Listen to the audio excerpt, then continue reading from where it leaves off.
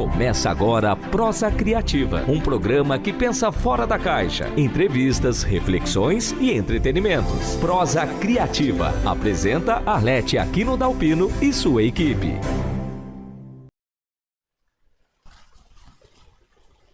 Olá!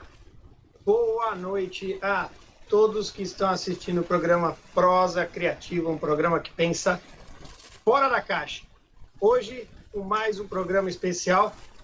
Vocês já perceberam, não sou Arlete Aquino Dalpino, mas sou Reza Luciato e estou substituindo ela por uma questão de agenda. Bom, é um prazer estar aqui mais uma vez com vocês que fazem parte desse programa, afinal o programa é feito para vocês. Hoje nós temos uma convidada muito legal que daqui a pouco a gente vai apresentar e nós sabemos que o nosso programa ele é transmitido por várias emissoras, que depois a gente também vai dizer, e é um programa apartidário e que não tem um viés religioso. Então, o programa é livre, afinal de contas, ele é fora da caixa. Bom, eu vou passar a bola para um amigo meu que faz muito tempo que não participa desse programa, mas eu fiz questão de convidá-lo aqui, ele estava aqui, eu já falei, vem aqui, vamos participar desse programa, que é o meu querido amigo Isis Leite. Isis, toca a bola aí e se apresenta pra gente.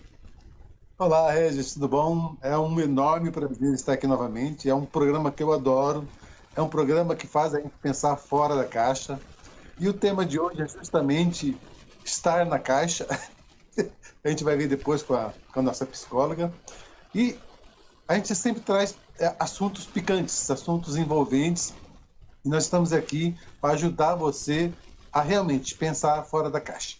Agradeço muito estar aqui e eu passo a bola agora para o Piero.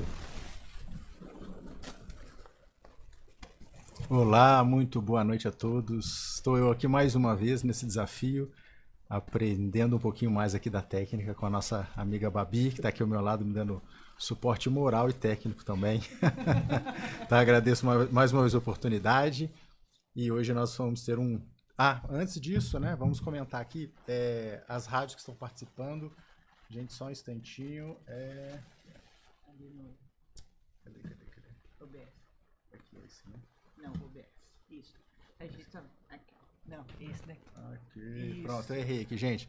Vamos lá que eu não decorei ainda. Então, com a gente aqui, nós vamos transmitir para Web Rádio Semente de Amor, Recanto da Prece Eurípides Barzanulfo e também para Web TV... Não, desculpa. Twitch Vivência Espírita, tá? Além disso, também a São Francisco, a Rádio São Francisco, Tobias Barreto, de Sergipe, também está conectada conosco. Hoje, nosso tema é muito interessante, acho que é um tema pertinente à vida de todos, porque estamos todos ligados nela, né? O tema de hoje é redes sociais e sociedade de vitrine. E quem vai falar um pouquinho sobre esse assunto interessantíssimo é a Juliana Penelope Mariano. Ela é psicóloga e vai trazer pra gente aí algumas abordagens a respeito desse assunto, tá? Então eu já aproveito para convidar todos para participarem aqui através das redes sociais, mandem perguntas aqui no YouTube, interajam conosco. A Babi está chamando minha atenção aqui para a enquete, tá? Nós iniciamos uma enquete hoje para todo mundo participar, tá? Nós fizemos a pergunta lá no YouTube, tá? Você já sentiu tristeza e angústia ao se comparar com outras pessoas na rede social? Tem lá, você vai responder se sim ou não. E aproveitando, gente, vou pedir para vocês curtirem, né, o link do YouTube, compartilharem com amigos, familiares, interagirem no nosso YouTube, porque isso aumenta o algoritmo, né, e permite que outras pessoas assistam esse programa também, tá? Então, desde já, eu agradeço a participação de todos. Já falei muito, passou do meu tempo aqui. E para fazer perguntas no YouTube, pode fazer perguntas no YouTube. Isso, YouTube. Quem quiser fazer pergunta no chatzinho, clicando no chat do YouTube, vai abrir primeiro a enquete, você vai responder se sim ou não, e em seguida está aberto para perguntas, nós vamos ler aqui durante a transmissão do programa, tá bom? Agora eu vou passar para a nossa convidada se apresentar. Peraí, deixa eu ligar o microfone dela antes. Por favor, Juliana Penelope, é contigo agora. Boa noite. Boa noite. Oi, pessoal. Obrigado pelo convite. Obrigada, pessoal do programa, da rádio, ter me convidado para estar aqui hoje. Eu sou psicóloga antroposófica e hoje eu vim trazer aqui um tema para a gente conversar juntos, que é a rede social e a sociedade de vitrine. Por que que eu pensei nesse tema? Eu acredito que hoje todos nós, né, estamos sendo atravessados aí pelo uso da rede social. E esse uso, né, ele muitas vezes indiscriminado, então, assim, as pessoas utilizando de uma forma não saudável. E na clínica, em estudos, eu tenho percebido e lido a respeito dos impactos do uso da rede social na vida das pessoas. Então, esse é o tema que eu proponho da gente conversar hoje. Juliana, deixa eu iniciar aqui, já que me deram esse volante hoje na mão.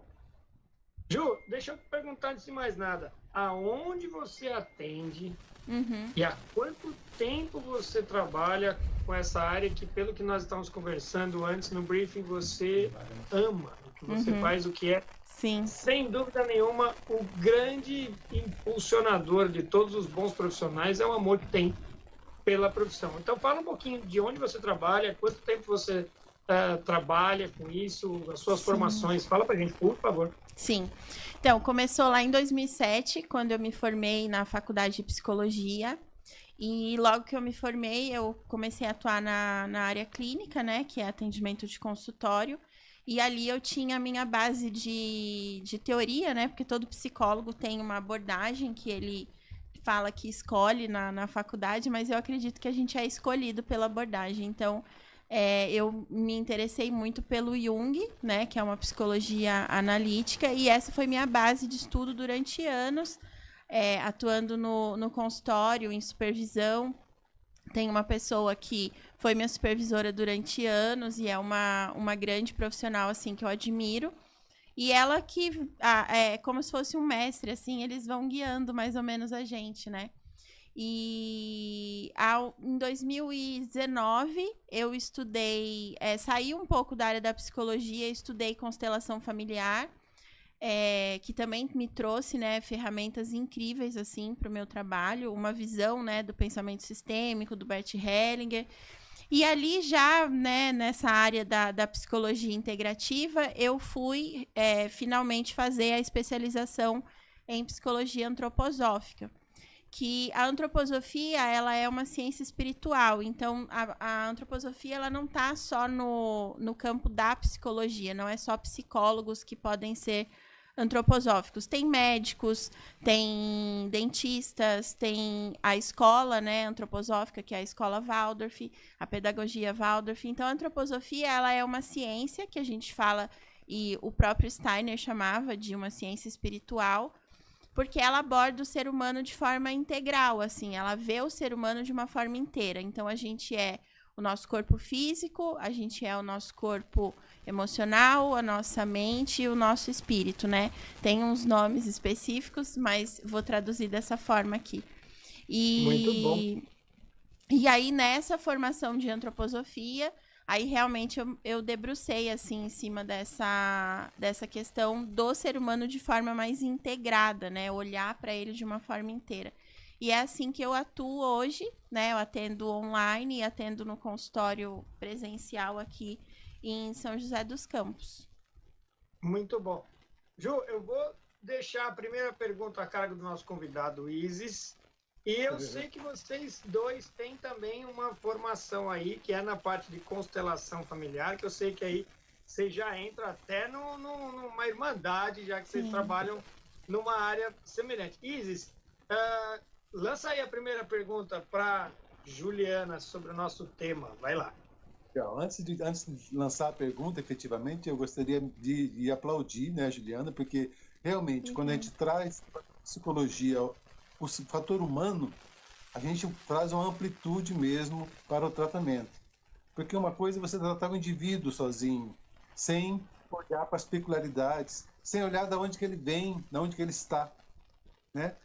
Você trata a pessoa e depois devolve de onde ela veio, então não funciona. Sim. Quando a gente um lado mais amplo, um lado holístico, um lado completo, um lado integrativo, nós estamos olhando para o ser humano integral. Sim. Né?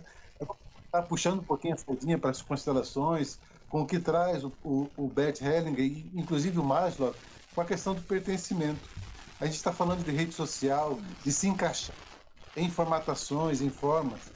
Você acha, Juliana, que a noção de pertencer, essa necessidade de pertencer, faz com que as pessoas busquem exatamente isso, se espelhar nas redes sociais, se espelhar nesses formatos padrões, querer se encaixar nesses moldes propostos aí, inclusive pela propaganda? Com certeza.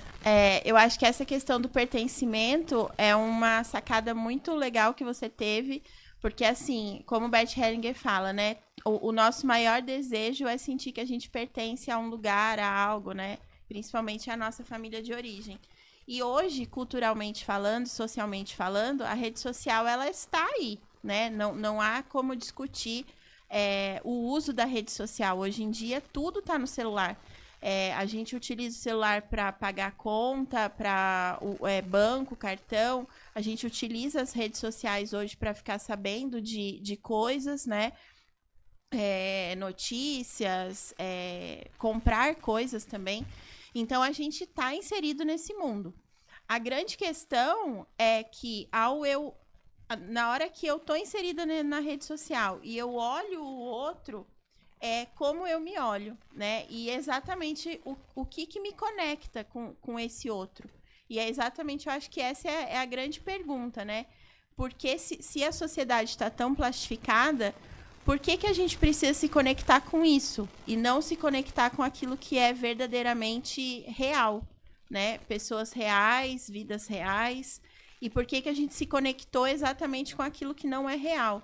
Eu acredito que nessa busca do pertencimento vem aquela idealização, sim, né, da criança, aonde acha que tudo é perfeito, aonde todos são bons, bonitos, aonde tudo é aquela coisa de comercial de margarina.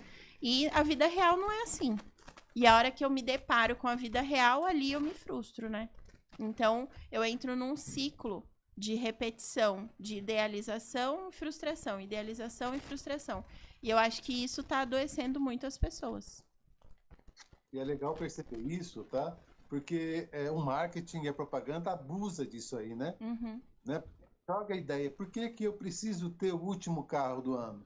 Por que eu tenho que ter o tênis top da moda? Entendeu? Ela joga justamente porque ela sabe que a necessidade de pertencer é grande. Sim. Né? Sim. Então ela joga o fato para que você se encaixe. É como se fosse uma isca de anzol, né? Buscando aquela pessoa para essa formatação. Sim. É muito feliz quando coloco também, porque é um espelho do nosso mundo interior, né? Uhum. Muito legal. Sim. Sim. A gente tem uma coisa em relação a pertencimento, se você for olhar na década de 40, 50, 60, cada década tinha o seu grupinho que fazia alguma coisa que alguém queria ou tinha que participar. Então você tem, acho que a grande parte dos fumantes fuma porque tinha que entrar no grupinho. Quem não fumava não entrava. E aí hoje a gente tem a internet como essa situação. Se você não fizer parte daquele grupo ou daquele formato, você não pertence, você é automaticamente excluído. A gente tem vitrines, a gente estava falando de vitrine, a gente tem vitrines que são aplicativos de relacionamento que você simplesmente vai pulando para ver, esse aqui é legal, mas qual é o critério de escolha? É aquela beleza que às vezes ela é muito mais aparente do que real. E aí, assim, a pergunta que eu te faço, Juliana, como é que você tem sentido isso no seu consultório? Como é que você tem sentido? Porque até o que estamos aqui entre terapeutas, cada um de uma área, mas estamos aqui em terapeuta, acho que todos nós temos clientes que têm depressão. Sim. E muitos têm depressão justamente pela situação da beleza, da estética, seja pelo peso, seja pelo cabelo, seja pelo bem material. Então, assim, como é que você está vendo isso no seu consultório? Como é que as pessoas estão chegando para você nessa situação? Sim, eu percebo isso também. Pessoas que chegam, né, deprimidas e ansiosas. Eu acho que a ansiedade também é um assunto que a gente deve abordar quando a gente fala de rede social. E essas pessoas, elas chegam dessa forma exatamente porque aquilo que elas pretendem mostrar, ou aquilo que elas estão vendo, porque há esse impulso, né? Se eu vejo algo na rede social, eu também quero mostrar. E muitas vezes aquilo que eu tenho para mostrar não é aquilo que eu gostaria de mostrar. Então, existe esse conflito, sabe? Entre aquilo que está na rede social e aquilo que é real. E quando eu trago essa questão da sociedade de vitrine, é exatamente por isso. Porque quando a gente olha uma vitrine de uma loja, ela foi arrumada para estar ali, né? Ninguém que tem uma loja, um comércio, joga as roupas ali de qualquer jeito. Então, as pessoas vão ali, elas arrumam esse manequim, eles colocam joias que combinam e tal. É montado. E essa vida montada que existe na rede social é que eu acho que é o prejuízo. Eu não acho que a rede social seja ruim. O que eu acho que é ruim é a gente ter que se montar e montar algo para aparecer na rede social. Né? Existem estudos, né, da área de marketing, etc., que eu andei vendo. Hoje em dia, a maioria das fotos que são colocadas na rede social, elas têm a intenção de vender algo. Então, quando a gente está falando de pertencimento, de marketing, de vitrine, a gente está falando que as pessoas estão ali para se vender. Uhum. E aí, se você está ali para vender algo, se você é um profissional e trabalha com a rede social e está ali para vender algo, tudo bem, né? Você colocar aquilo de uma forma comercial. Agora, se o princípio da rede social é a gente interagir entre pessoas e fazer uma rede, por isso que é rede social, né?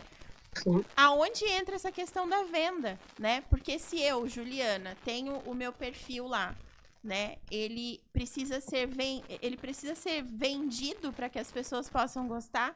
Então, as pessoas não estão gostando de mim da forma que eu sou, as pessoas estão gostando daquilo que eu estou vendendo. E eu acho que esse é o grande conflito hoje, né? Porque ninguém consegue sustentar uma máscara durante muito tempo. As máscaras sociais, elas servem exatamente para serem colocadas e tiradas. E tá tudo bem a gente viver em sociedade assim. Mas a questão é que essa máscara tá ficando enrijecida, né? As pessoas estão acordando, dormindo e vivendo com essas máscaras. Isso não se sustenta. A gente você está falando isso, eu lembro do seguinte, né? Nós passamos a nós deixamos de ser para virar um produto. Isso. Né? Então não é mais um ser humano, é um produto humano. Uhum. Aonde nós, na realidade, como você bem falou, a impressão que dá é que a gente está sempre tentando vender algo, ou se vender de uma certa forma. Então, assim, se eu não estiver vendendo algo, se eu não estiver mostrando, e assim, aí vem a estética, porque aí eu quero, de repente, conquistar uma pessoa ou conquistar um grupo. É assim, as pessoas estão juntando a ideia entre o ser humano e a matéria humana, né? Uhum. O formato humano ideal para você conseguir um objetivo. É a embalagem, né? É a embalagem. Então, Exato. a gente compra a embalagem, a gente não compra o conteúdo, né? Então, assim, eu acho que isso é muito preocupante.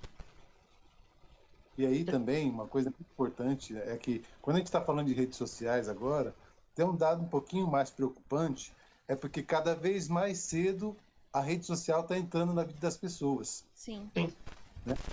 Tem países, por exemplo, como a Finlândia, a Suécia, que elas estão tirando os computadores das escolas, estão proibindo o uso de celulares nas escolas, justamente para evitar esse contato precoce. Sim. Existem estudos científicos que dizem que o contato da criança com o celular afeta o desenvolvimento neuropsicossocial. Uhum.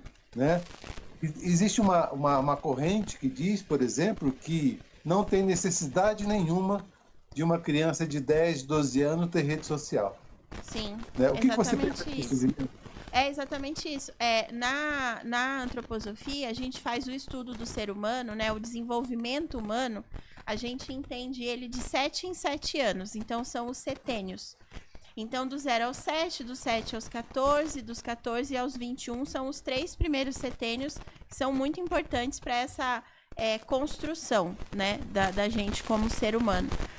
E na antroposofia, a gente tem como orientação as crianças não terem acesso ao celular até os 13 anos, né? Então, assim, a gente não consegue isso. Eu, por exemplo, psicólogo antroposófico, eu não consigo isso. A minha filha tem celular, mas ela tem celular de forma limitada. A questão é, porque hoje a gente está inserido nesse mundo. Então, como que a gente vai orientar essas crianças, esses adolescentes, do uso do celular, né? E principalmente do que está sendo consumido ali dentro. Porque uma criança, exatamente como você falou, de 10, 11 anos, o que ela vai ver ali dentro da rede social? Né? Essa é uma grande questão, assim. Ela tá ali por quê? Né? Se ela tem amigos, hoje, se ela tem escola, não tem por que ela tá ali. E hoje nós sabemos que a maior parte do que se veicula ainda, do que é procurado e buscado nas redes sociais, ainda é conteúdo adulto, né? Sim. E conteúdo adulto, de uma certa forma, sem restrição ou sem uma barreira, para que qualquer um possa entrar, assistir, ver. E sem supervisão também, sem acompanhamento, né? A criança fica solta nesse mundo aí. Sim. O celular é uma chave mestra para entrar em qualquer lugar na internet hoje. Então, eu fico imaginando no caso do seu trabalho. Você tem hoje pais, homens, mães, que buscam você também por causa de um conflito dos filhos em relação a isso? Sim, com certeza. Isso é assunto em todas as casas, né? Os pais, eles não querem que as crianças... Hoje em dia, eu acho que já tem muita informação a respeito do uso, né? Antecipado, vamos dizer assim. E os pais não querem que isso aconteça. Mas como tirar? Porque daí vem a questão do pertencimento. Todas as crianças na escola do meu filho têm celular, o meu filho não tem, né? Então, por exemplo, a escola da minha filha é uma escola que não permite entrar celular até o 9º ano. Esse foi um critério de escolha para mim, para ela estudar lá. Então, assim, eu prefiro que ela não leve o celular para a escola. Sempre preferi. Mas se fosse uma escola que permitisse, como que eu ia fazer? Para ela se sentir diferente, e aí vem essas questões do grupo, né? Então, eu acho que hoje em dia, o que eu trabalho muito com os pais e com adolescentes, porque eu atendo adolescentes também, é a questão da consciência, né? Eu acho que a proibição, ela só leva àquilo que eu vou querer fazer mais e mais e mais. Agora, quando você conversa e traz essa consciência para esse adolescente, para esses pais, eu acho que isso é muito válido. Eu acho que você falou um ponto interessante sobre a proibição, né? Muito desse pertencimento também vem a troco de apostas e de grupo. Se você não fizer tal coisa, você não faz parte do grupo. Se você não tiver tal coisa, a gente volta um pouco na parte, né, de tênis e roupa e casa e carro e a namorada X, o namorado Y e seja o que for. Então, a gente também tem um pouco desse lado do grupo, onde, como assim? Primeiro vira um bullying, né? O celular, não ter celular.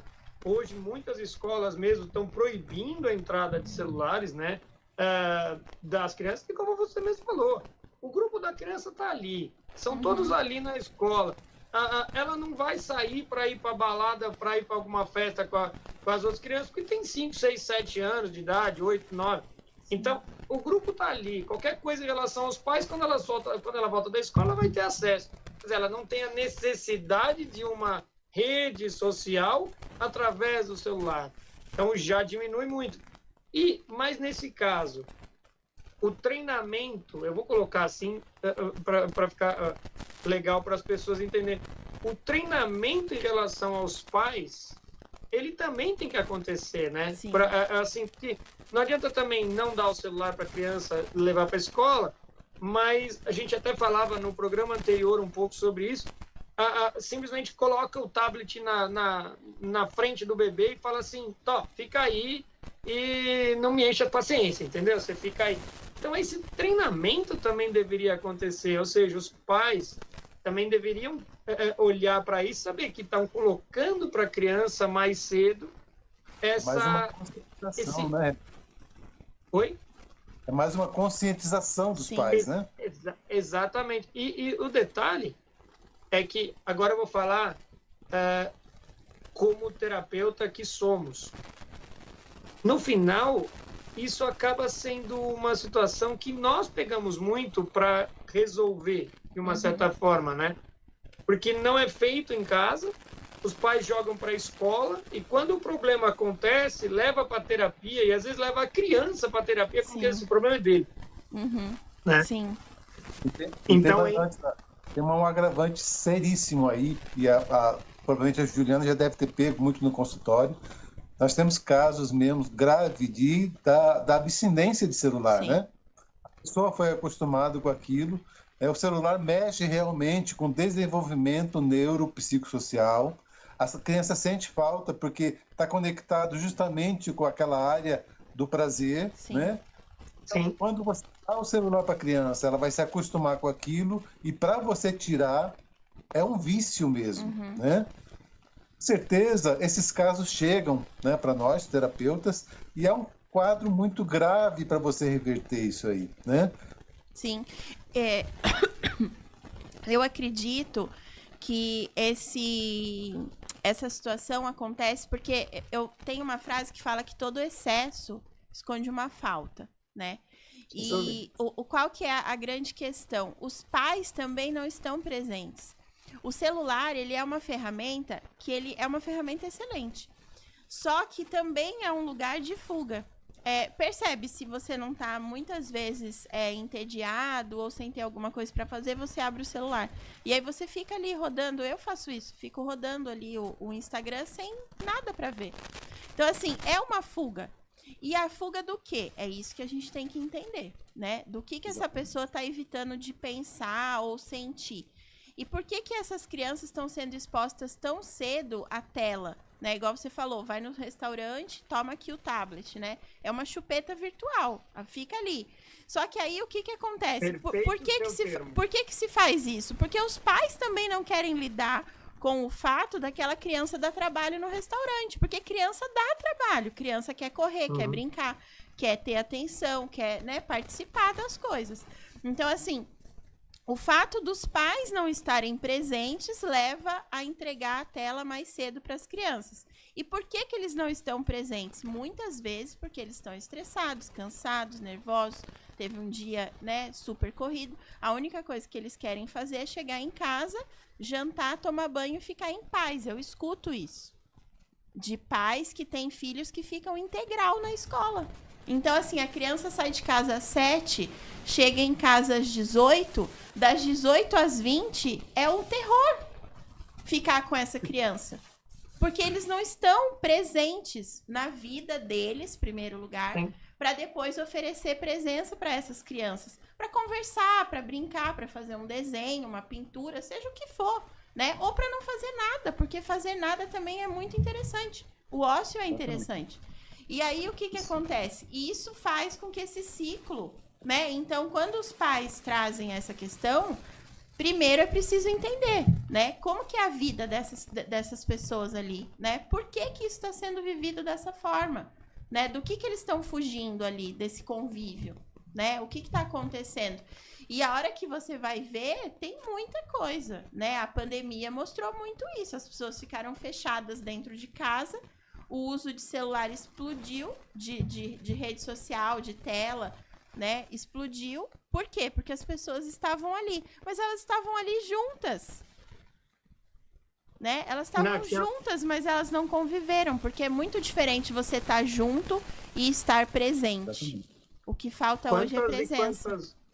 Quantas e quantas mães não entraram em contato desesperadas com terapeutas pelo mundo, Sim. dizendo o que eu faço com meu filho. Sim. Faz 2 dias que eu tô aqui, já acabou a minha ideia, eu não sei o que eu faço mais. E eles estão falando, porque no começo, né, da pandemia era a ideia da quarentena, então o pessoal estava pensando em 40 dias. Sim. E com 2 dias os pais já estavam surtando, eu não sei o que eu faço com Sim. meu filho, eu não tô de férias, não tenho playground, não tenho piscina. Foi um O que eu faço com esse período caótico, né, para todo O que eu mundo. faço Assim. com esse ser aqui que não me dá sossego? Sim. Deixa eu só fazer um detalhe aqui. Tem uma pergunta que eu acho que a gente já pode responder ela rápido, porque assim, ela está bem nesse Legal. momento da nossa conversa. Opa. O Alan Lima, obrigado Alan, um grande prazer em tê-lo aqui com a gente. O Alan pergunta assim, qual é a idade adequada, então, para ter um smartphone ou acesso às redes sociais? A gente já falou um pouco disso, mas Criança? dá uma ideia aí, vai. Qual é a idade que você acha, como profissional, que uma criança deveria ter ganhado de presente do Papai Noel? Depois um dos smartphone? 13 anos. Depois dos 13 anos. Porque, assim, no desenvolvimento da criança, do 0 ao 7 é uma outra questão. Do 7 aos 14, a criança ela tem que fazer algumas vivências que são realmente sociais, mas físicas. Por isso que se vai para a escola, se vai para esportes, para clube, etc. Dos 13, né, dos 14 ali em diante, aí sim a criança, esse adolescente, ele vai pro mundo. Entendendo que ele vai pro mundo, aí ele tá apto a ter maturidade para lidar com a rede social. Uma criança com menos de 13 anos não tem maturidade para lidar com rede social. E é legal você tocar nesse assunto. Eu acabei de fazer um vídeo no meu canal que eu falo o seguinte: brincadeira não é brinquedo, né? Pegando esse gancho, porque muitos pais enchem as crianças de brinquedo, tentando substituir pela brincadeira. Mas a brincadeira é essencial para a criança, porque a criança aprende pela brincadeira, pela atividade, né? Sim. E a Waldorf é excelente nisso, né? Meu filho estudou lá. A criatividade, né? Exemplificidade, atividade, pensamento, raciocínio, mas coisa que o montoeira de brinquedo não faz. Sim. E é a mesma coisa que acontece com o celular. Com o celular você tem múltiplas atenções ali, muita coisa para você olhar. Você não tem um foco naquilo que você quer brincar. São muitas informações por minuto, né? E isso vai gerando justamente uma perda de foco. E hoje é muito comum o TDAH, porque justamente você perde o foco. Você não se interessa mais em olhar para uma coisa só.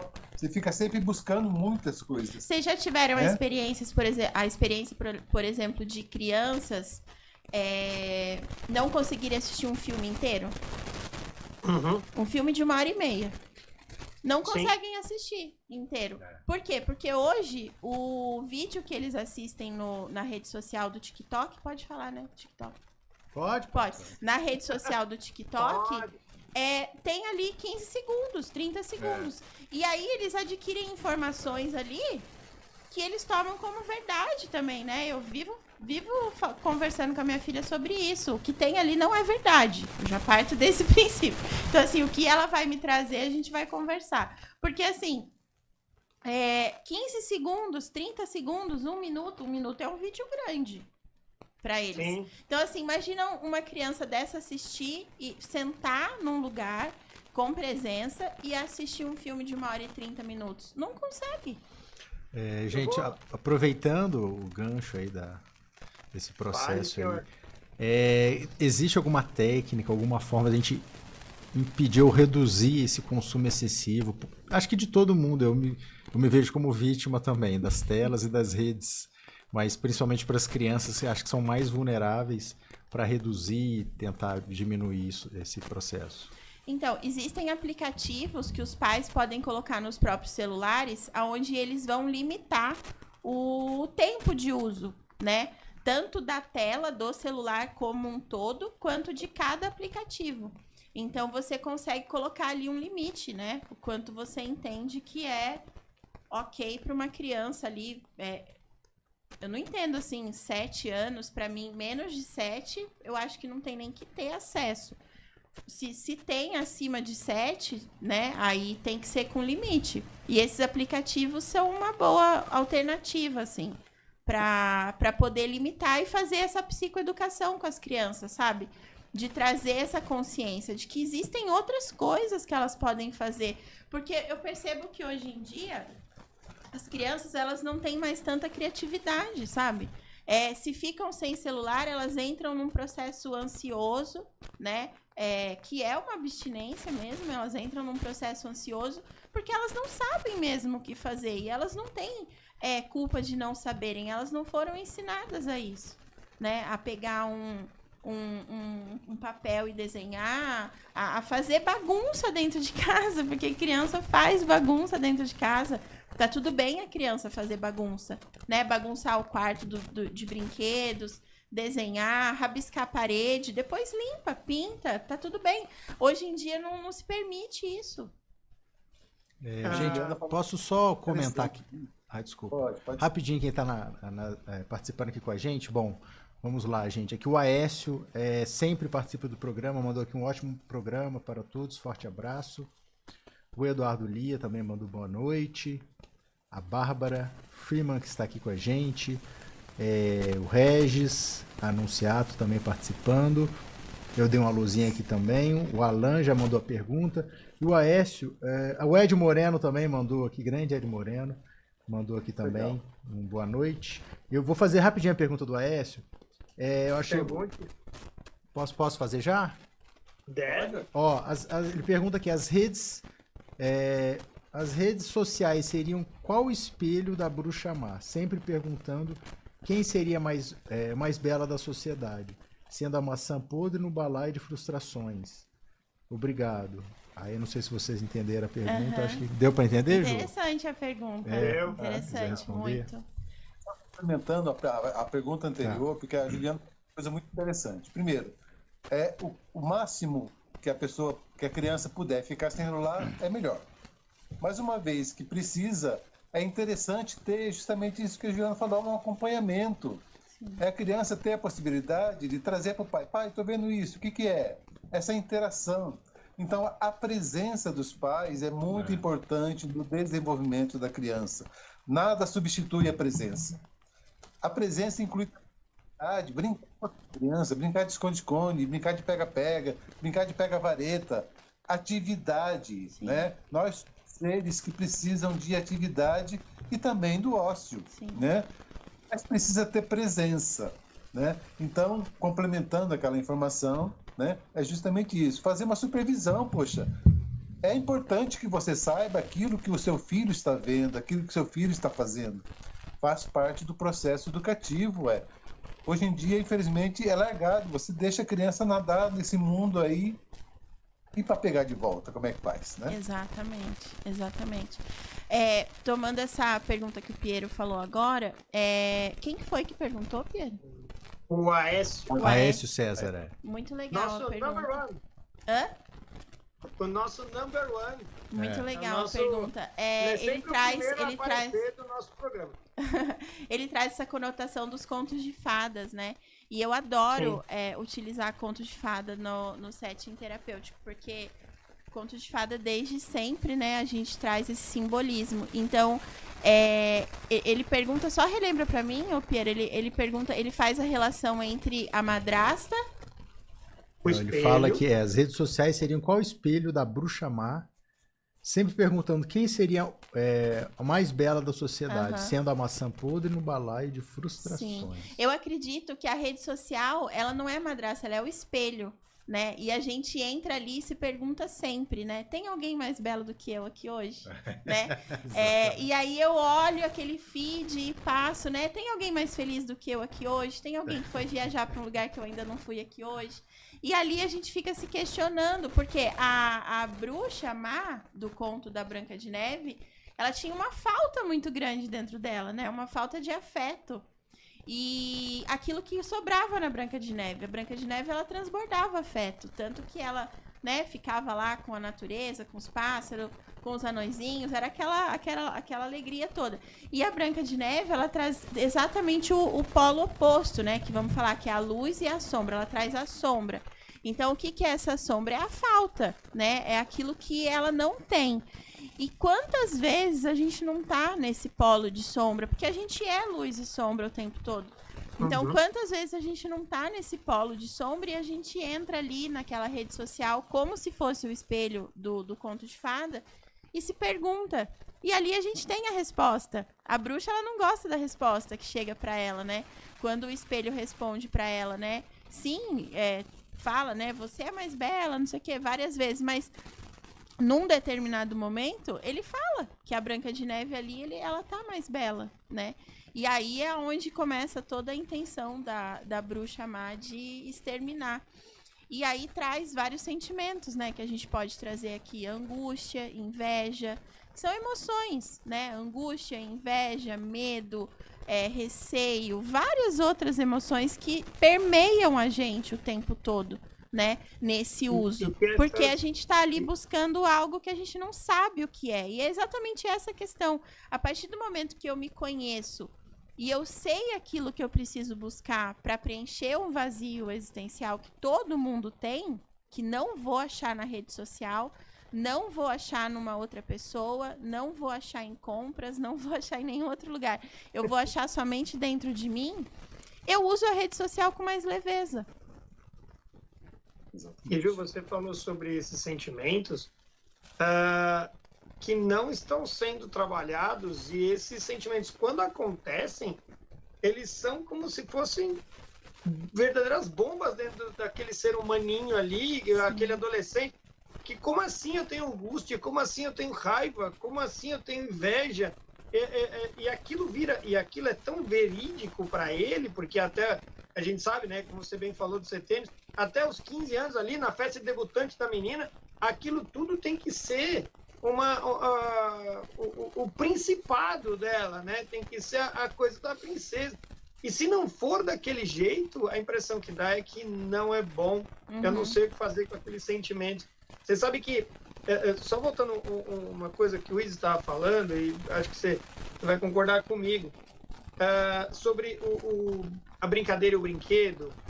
Eu tenho um tio, ele é muito esperto, assim, ele tem uma sacada muito interessante. E quando o neto dele, meu priminho de segundo grau, ele nasceu, ele estava ali com 2, 3 aninhos, compraram um andador para ele, cheio de barulho e luzinha e não sei o que, e colocavam ele dentro do andador e ele chorava. E meu tio pegou a caixa do andador e veio com um papel celofane enorme e começou a picar o papel celofane e jogar dentro da caixa. E ninguém entendeu muito o que ele estava fazendo. Ele falou, não, fica aí brincando. Eles tentavam, colocavam ele lá no andador e ele chorava. Ele tentava colocar no andador, ele chorava. Ele tentava colocar no andador, ele chorava. Até que ele falou, posso mostrar uma coisa para vocês? Olha, tirou ele do andador e pôs dentro da caixa, cheio de celofane. Virou a festa dele.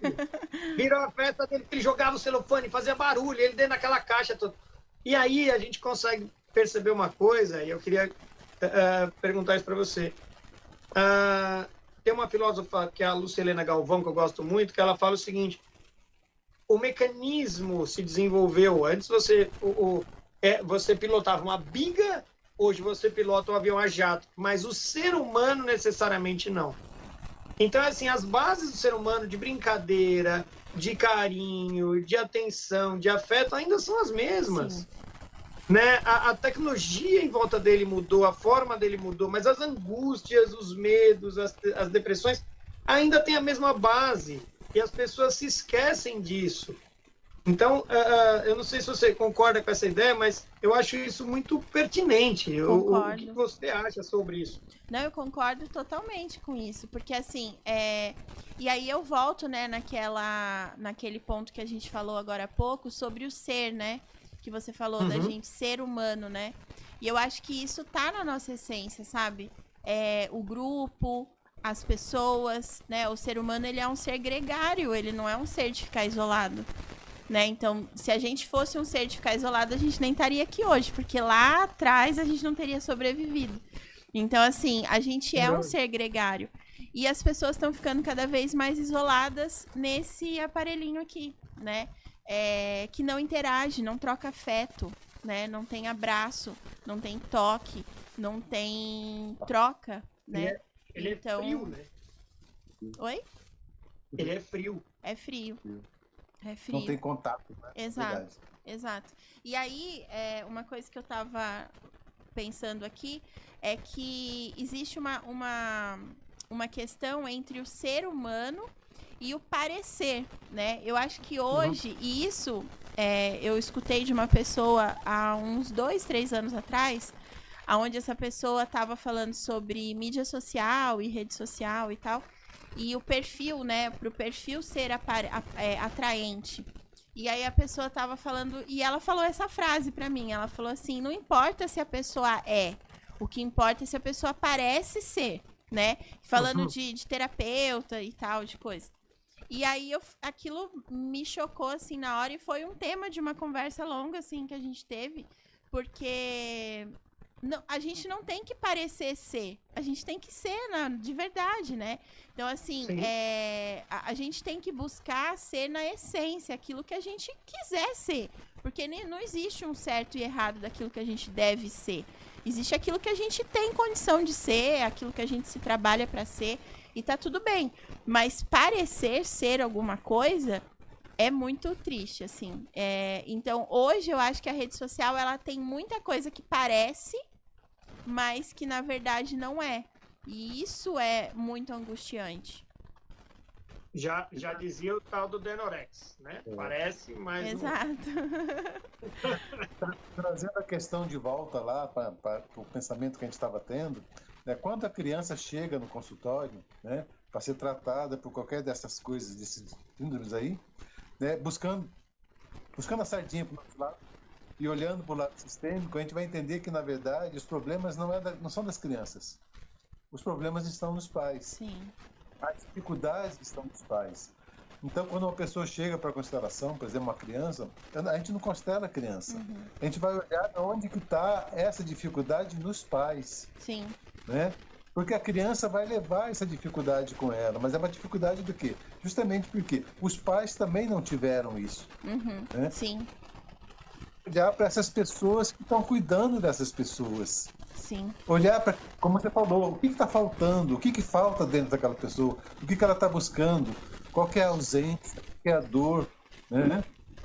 Porque aí sim, restabelecendo o equilíbrio desses pais, eles podem então proporcionar a essa criança, né, uma vivência mais integral, né? Exato. Eu fiquei muitos anos sem atender criança no consultório. Eu atendi criança bastante tempo. E depois que eu fiz a minha especialização em antroposofia, eu demorei aí 3 anos, né, para voltar a atender criança. E exatamente por esse motivo, assim, porque ao atender criança, a gente recebe, né, aquela criança, e os pais, eles querem um resultado, mas eles não querem se trabalhar. Então, por muito tempo, eu parei de atender criança, porque eu sentia ali que eu tava como se estivesse enxugando gelo, sabe? E aí, nesse ano, né, conversando com um médico antroposófico aqui de São José, que a gente trabalha bastante em parceria, ele falou, Ju, eu preciso, né, te encaminhar algumas crianças que eu tô com elas aqui no consultório. E aí eu falei, ok, eu vou atender, mas mediante um protocolo que eu criei ali, né? Então, assim, eu não atendo crianças sem atender os pais. O meu atendimento infantil, ele tá ligado à orientação de pais. Então, não é atender pais no sentido da dinâmica psicológica deles, né? Daquilo que está acontecendo na vida deles. Mas sim do que essa criança traz, a dinâmica daquela família, sabe? Então, e tem funcionado, né? Eu tô com algumas crianças e tem funcionado, mas assim, não são todos os pais que topam também, porque é exatamente isso, eles acham que a questão é da criança, e não é, a questão é deles. Eles esquecem que o fruto sai da árvore, né? O fruto não nasce sozinho, né? A árvore gera o fruto e a árvore são eles. Se você não dá a árvore não tá legal, você dá uma injeção no fruto. Não, você dá uma injeção na árvore. Para que a árvore traga essa energia para o fruto. E é muito legal, com certeza você já deve ter visto isso. Quando os pais entendem, a criança muda quase que na hora.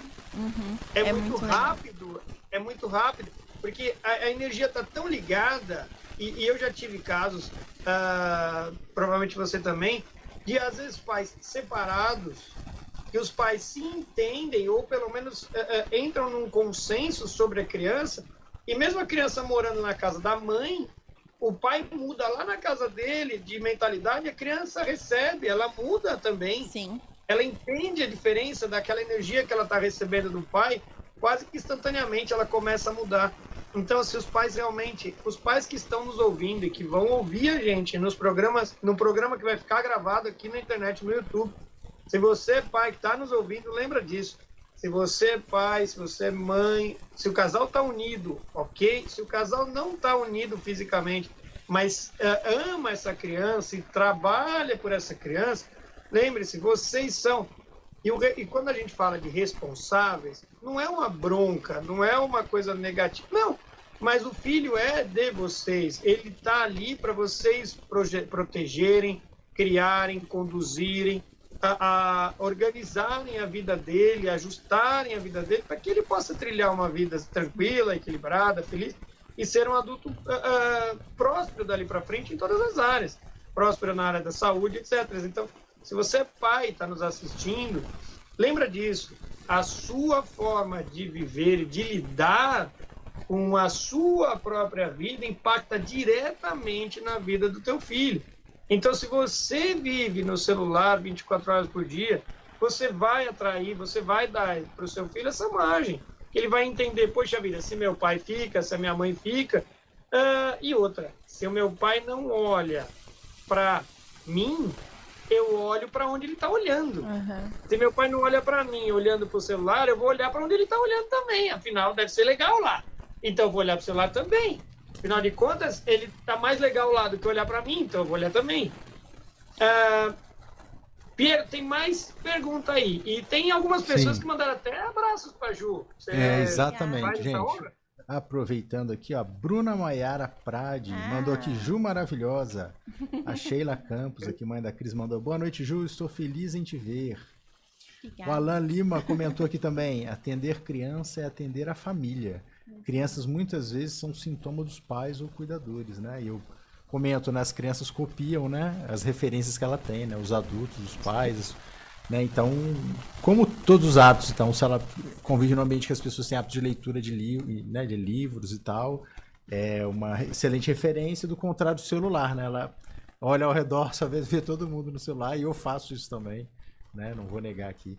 E isso acaba sendo uma referência, digamos, ruim para a criança. E fazer a última pergunta aqui do Aécio, tá? Ele pergunta aqui, a inteligência artificial entrou no mercado social para mostrar que o ser humano não passa de um protótipo da própria inteligência. A inteligência artificial, ele pergunta, né? Então, se a inteligência artificial entrou no mercado como para mostrar para o ser humano que ele é digamos, né, um protótipo, um resultado da manipulação que a inteligência artificial faz, né, com a gente. E o último aqui, a mãe girafa, a Arlete entrou aqui. Mãe girafa! Entrou. Oi, quantas contribuições? Gratidão, ela mandou aqui. Fazendo falta aqui, viu, Arlete? O programa sem você não é o mesmo. Não, Tá não é não. O programa fica menos bonito. Sim. Tá bom, Joé? Se quiser comentar do Aécio sobre a inteligência artificial. A inteligência artificial, ela chegou, né, nesses últimos... ficou agora, né, mais popular aí nesses últimos anos. Mas eu acredito, assim, que a máquina nunca vai superar a capacidade criativa, emocional, poética do ser humano. Nunca, nunca. Não existe um texto que seja escrito pela inteligência artificial que se compare a um texto escrito com alma pelo ser humano. Não, para mim não tem. Eu acredito que isso vem como um step, sabe? Exatamente porque as pessoas não estão mais presentes nem para escrever, nem para compor, nem para ouvir música, nem para fazer nada. E eu acho isso muito triste, de verdade. Porque eu acho que o ser humano, em potência, ele tem A gente traz isso de muito... É muito ancestral isso nosso. A gente criou muita coisa, a gente está aqui, continua criando. Eu acho que a inteligência artificial jamais vai se comparar ao potencial do ser humano. Existe Tem um ditado nesse caminho, desculpa, Regis. Mas Tem um ditado que fala o seguinte, que nenhuma tecnologia torna o ser humano mais inteligente. Toda tecnologia só faz com que você faça mais rápido aquilo que você está fazendo. Mas se você é burro, você vai ficar, né, fazendo mais burrice. Uma máquina, Então, uma máquina né? nunca vai conseguir ouvir uma música e se emocionar com ela. Nunca. Exatamente. Tem um professor já falecido, chamado Pierluigi Piazzi, eu sou fã dele, e ele, por ser, né, neuropedagogo, etc., e trabalhar... Imagina, o primeiro computador que teve no Brasil foi ele que programou na década de 60. O computador ainda era analógico, para você ter uma ideia. Mas ele falava o seguinte, o cérebro humano ele é capaz de reproduzir o equivalente a 5.000 computadores em rede. Um cérebro humano. Como ele costumava brincar, ele falou, isso é nanotecnologia de verdade, o resto ainda está engatinhando. Mas é assim, o programa, ele infelizmente, como tudo na vida tem começo, meio e fim, então é lógico que a gente fica aqui, e eu ficaria aqui por horas, eu falo para a Arlete quando a gente está aqui, quando o entrevistado é legal, quando tem uma boa didática, quando tem uma boa energia, quando tem uma cabeça boa, nossa, a gente ficaria aqui batendo esse papo por dias, nem por horas. Mas a gente tem que encerrar. Então, eu vou deixar aqui a critério do seguinte. Primeiro, eu vou dar a palavra para o Isis, para ele se despedir.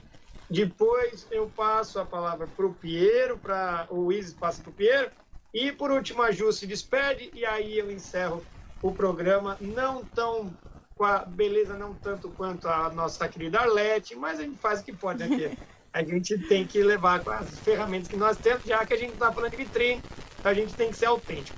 Isis, suas despedidas e muito obrigado mesmo pelo convite. Obrigado, camarada, por hoje. Antes de despedir, como você falou, é muito gostoso estar aqui, é muito gostoso debater isso, principalmente com pessoas inteligentes aí, né, conversando com a gente, levando para essas pessoas. Só resgatando um pouquinho antes de acabar, uma coisa que a Juliana falou com relação aos pais, né? Às vezes os pais têm dificuldade de olhar as dificuldades do filho, por quê? Porque vai enxergar suas próprias fraquezas, né? E falando de vitrines, de redes sociais, nós temos o ideal de perfeição dos pais. Os pais têm que ser perfeitos, os pais têm que ser maravilhosos, os pais têm que ser isso, entendeu? Então, vamos olhar para as nossas dificuldades também, né? Sim. Pais também são gentes, pais também são frágeis, pais também são falíveis. A gente precisa olhar para isso. Eu agradeço, é muito gostoso, é muito prazeroso estar aqui. Agradeço a Juliana, né, por vontade de estar aqui com a gente, ao Regis, a toda a equipe desse programa que faz a gente pensar fora da caixa. O quão é importante a gente pensar fora da caixa. Muito obrigado. E sempre que quiser, estou por aqui. Obrigada, Piero. gente. Ah, o Piero, verdade. Gente, vamos lá. Primeiro, agradecer mais uma vez a oportunidade de estar aqui aprendendo mais um pouquinho sobre esse tema tão interessante, que é a rotina das nossas vidas. Eu também uso muito tela, meu irmão brinca, ele é neurocientista também, fala: ah, Piero, vou arrumar para você aquele óculos da Google para você usar. Falo, imagina, né? A gente vai viver mais num mundo virtual, né, do que no mundo real. Isso é muito perigoso, a gente tem que ter muita consciência, né, diariamente ter atenção para esses detalhes, para a gente não cair, né, nesse mundo paralelo. Bom, gente, agradecendo a participação de todos aqui, tá? Depois a Cristina entrou aqui também, deu os parabéns, amei assistir, tema maravilhoso. Gente, a nossa enquete de hoje, vamos lá aqui, ó. Eu vou até encerrar a nossa enquete. Eu ia falar da enquete, né? É verdade. Enquete, ó, vamos lá. Eu vou encerrar a Que deu enquete a nossa aqui. enquete? Então a pergunta foi, você já sentiu tristeza e angústia ao se comparar com outras pessoas na rede social, nas redes sociais? 53% disseram que sim e 47% disseram que não. Então ficou meio a meio. Acho que todo mundo é vítima disso, até inconscientemente. Natural que as pessoas nas redes postem só a parte boa da vida, né? E na nossa vida não é assim, né? A gente sabe que é muito mais batalha, luta, frustrações do que que as pessoas postam nas redes, então a gente tem que ter um filtro muito adequado para absorver esse tipo de informação, né? Pierão, Sim. deixa só a Ju comentar o que ela achou dessa... Sim, verdade. enquete. Eu vou, então, encerrando aqui, gente, agradecendo mais uma vez a participação de todos. E eu vou jogar a bola para a Ju agora, para ela comentar e encerrar aí também, se despedir da gente. E depois vai pro Regis finalizar, tá bom? Obrigado. Muito bom. Noite. Então, eu achei interessante a porcentagem. Eu esperava que ia ser mais pessoas que já sentiram, né, angústia, algum desses sintomas, emoções, ao se comparar nas redes sociais. Eu espero que isso seja verdadeiro. Verdade, Mas né? é isso que o Piero falou também. Às vezes a pessoa ela não tem nem consciência, né? Daquilo que tá acontecendo com ela. Não se percebeu. Não é que não tem consciência, mas a pessoa não se percebeu, talvez angustiada ou ansiosa. Talvez isso se dê em outros contextos e ela ainda não ligou, né? Que pode ser a rede social uma causa. Mas os estudos que tem mostram uma porcentagem muito maior do que essa que deu aqui. Espero que isso seja real e que as pessoas estejam conscientes. Eu quero agradecer. Estamos fora da caixa também. É verdade. Bom, O Ju, primeiro. não esquece de deixar os seus contatos sim. juntamente com o seu tchau, para a gente saber Sim. como é que a gente encontra você. Sim. E aí, por esse mundo online ou presencial. Sim. Então, primeiro eu quero agradecer o convite. Eu gostei muito de participar do programa. Para mim, passou super rápido. Eu tava super ansiosa antes de chegar aqui, porque eu nunca tinha feito um programa assim como se fosse rádio, né? Podcast. E eu achei muito legal, gostei muito. Parabéns a vocês todos que fazem esse programa, que trazem esses temas, essa oportunidade das pessoas estarem nas próprias casas e refletindo sobre coisas tão bacanas, né? Agradeço muito. Segundo, eu quero incentivar as pessoas que estão ouvindo a gente, aquelas que ainda vão ouvir, que elas busquem, né? Busquem o autoconhecimento, busquem se autoconhecer, para que elas possam usar a rede social, sim, mas que com consciência e com presença. Eu quero terminar hoje em casa, eu estava pensando, né, sobre esse papo que a gente ia ter, e aí veio para mim uma frase do Jung que fala assim, que só aquilo que somos realmente tem o poder de nos curar. Então, hoje, numa sociedade onde a gente vê pessoas tão adoentadas, né, um nível de depressão, de ansiedade altíssimos, só aquilo que a gente verdadeiramente tem o poder de curar a gente. Então, que as pessoas tenham essa coragem, né, de atravessar essa ponte em busca de si mesmas. Isso é o principal, eu acho, de toda essa conversa assim, que a gente teve. Se alguém hoje aqui sair daqui com a intenção de buscar uma terapia, algum processo de autoconhecimento, para mim já foi incrível, já foi ótimo. Se teve um insight ouvindo esse papo nosso aqui, para mim também já é incrível, assim. Bom, onde as pessoas podem me achar? No Instagram, na rede social. Lá, o meu arroba é o @psijupenelope. É PSI Jupenelope. E lá tem link para o meu WhatsApp, para poder conversar comigo. E eu tô à disposição também, se as pessoas quiserem perguntar coisas para mim lá na rede social, no direct. Eu adoro bater papo, então vai ser um prazer conversar com vocês. Inclusive, gente, eu vou colocar o link lá no chatzinho do YouTube, tá? Quem quiser só clicar ali, já vai cair direto no Instagram dela, aí tem as informações, tem o contato dela, tá bom? Tá vendo como a nossa equipe é maravilhosa? Eu ia falar eficiente. Assim, já tá aqui, assim, é simples. Gente, ó, ô Ju, eu vou quebrar um pouco o protocolo aqui. Eu vou perguntar assim: você sabe qual é o lema e o tema do nosso programa? O tema e o lema? Porque assim, o nosso programa é assim: Prosa Criativa, um programa que pensa fora da caixa. Uhum. E aí a ideia é que nós encerremos todos dizendo ao mesmo tempo. Não sei. Como a gente não teve tempo de treinar, a gente vai dizer todos ao mesmo tempo. Então, eu quero agradecer muito a todos. Piero, de novo, parabéns. por conduzir essa mesa, que às vezes dá um certo trabalho ali, mas na hora que organiza também, o bicho foi bonito. Obrigado a todos que estão nos assistindo. Obrigado a Arlete, obrigado a Écio, obrigado ao doutor Eduardo, obrigado ao Alan, que mais? A Sheila e tantos outros. Obrigado até o Arnaldão, nosso querido Arnaldo, você é demais, saudade de você, meu amigo. E, gente, muito obrigado, espero que vocês tenham gostado do programa. Obrigado, Ju, imensamente, parabéns pelo seu trabalho, pela sua competência e carisma. Obrigado de novo, Isis. Obrigado a Babi que está lá fora, nos assistindo. Obrigado, Piero, mais uma vez. E lembrando, esse programa ele vai ao ar toda segunda-feira, às 19h19, para você que lembra, que pensa fora da caixa. Então, por quê? Prosa Criativa é um programa que pensa fora da caixa. Muito obrigado. Isso aí, gente. Valeu. Obrigado. Foi ótimo. Obrigado. Valeu, Obrigada, valeu. gente. Beijos. Tchau, tchau. Nos vemos para mim.